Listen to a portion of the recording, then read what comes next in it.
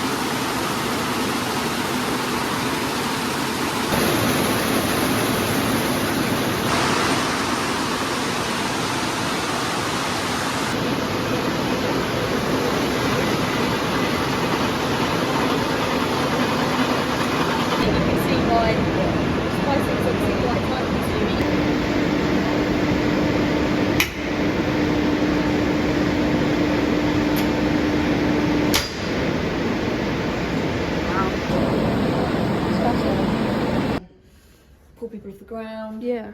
And they're literally just clipped onto it. What a fascinating experience that's been so far. Honestly, it's so much more goes into it than I realised. I'm about to take some photos and do some climbing for them. So we're going to go get our kit and I'm going to get my boots because my scruffs won't do. Won't do. Here we go. So I just finished up the interview with Marlow. We did a bit of climbing, took some pictures, chatted about stuff. I used their new rope and a throw line.